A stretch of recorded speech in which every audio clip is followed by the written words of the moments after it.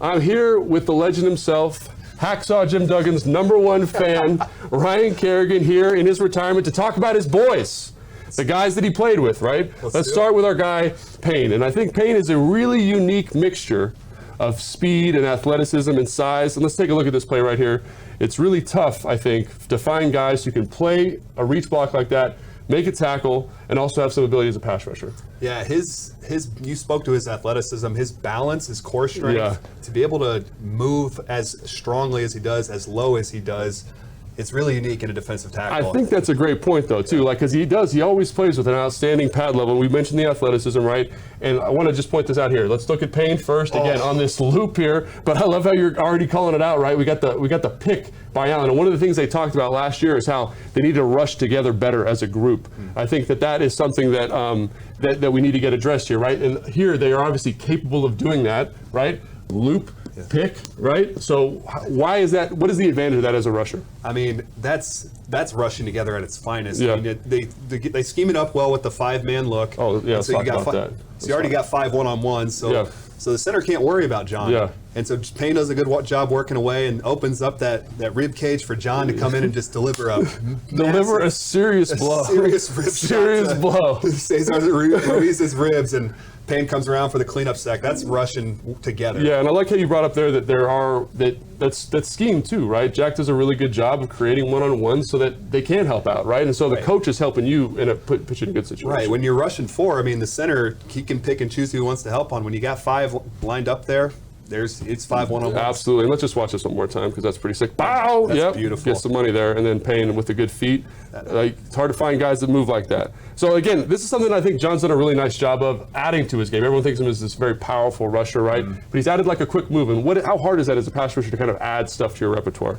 It's very hard, but at the same time, John has set such a tone in his career of being a physical, violent rusher, that big, awesome hump move. Yeah. And so guards want to get their hands on him really quickly, but he's added to his game is he's able to feel that in his stance, and now he's able to get their hands off of him and give him a nice changeup instead of doing the big old hump. I love that. It's like for those kids in high school now, right? You know, you got everything's off either speed or speed to power, right? And that kind of sets up all this other stuff. And John is a great example of that, right? You see the tack of the guard reaching for him and wins with great hands. Love that. The next guy we're going to talk about, the guy you played with, he is a freak of a human being. He's one of the biggest human beings I've ever seen. He sure is is. Montez Sweat. And like we're going to talk about setting a vertical edge here, basically playing a gap and a half, and how his insanely long arms allow him to do that. Yeah.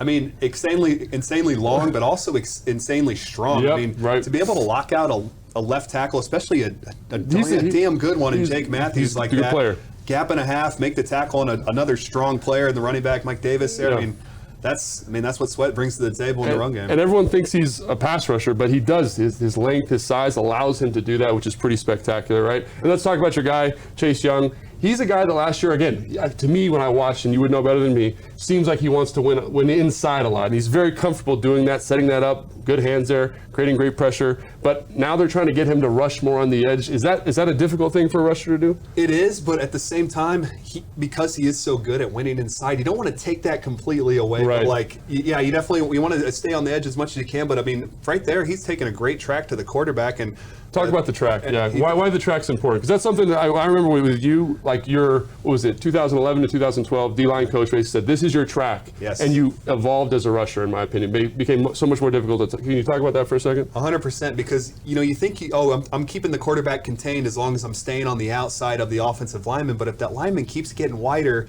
and you keep widening with him, you're not keeping the quarterback contained. He can just run through that massive this hole gap. That would be here, right? Yeah. If you're working up here, right? There's a hole there, right? Right. Absolutely. And so he does a great job of staying on his track here. He said, okay, Andrew Thomas oversets me. I'm going to swipe his hands, get it vertical, and go get the quarterback. Gets a great pressure, yeah, absolutely. Yeah. And he's a big, athletic dude. Another thing I love about him is he does a really nice job in the run game of anticipating. This is something I've talked about a little bit. Back away, that tells you something as a defensive end in this scheme. Mm-hmm. Absolutely, yeah. He's got the back offset to him, and when you're playing the Giants, Daniel Jones is a great athlete. Yep. So the zone read is going to be a big part of their game plan. But he's insulated here, right? Because this is technically the read guy now, right? Right. Yeah. Cole's going to be on the queue there, and Chase makes a great read, bursts down the line, and it helps being bigger and faster than everybody, right? That's usually an advantage. It's an advantage, right? Bigger, right, Cotton? faster. Yeah. That's a bold prediction there, Logan. And then this one. I don't know what this is here, man. What is how this? grainy I this know. is. Don't adjust your TV sets. That's just how this looks because he's that old. But this is your first game. Do you remember this play? I do Do you know what remember. happens? Let's walk it through. Let's see what happens. So this young man here gets cut, and then I think you scored a touchdown here. I do. All 9 yards. I took it back. I was gassed. And you after that play. fell down, get the oxygen tank on the sideline. So what happened on this play? How did you know what was going on here? So we had rain called, which is an all-out max blitz. Oh, I love that. Hazlitt. Jim has the specialty of rain. Yeah, so rain is everybody's blitzing, basically. Yeah. Go ahead. And so, they knew the ball's coming out quick. I get a cut block from the offensive tackle, and that's a drill that, as a defensive lineman, you do from the moment you know that you're a defensive lineman is if you get cut block, get your hands down, get your hands up because the ball's coming out quick.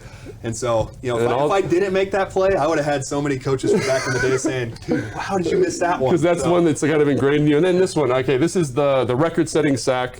And again, just to me, this is very you because it's just you outworking everybody.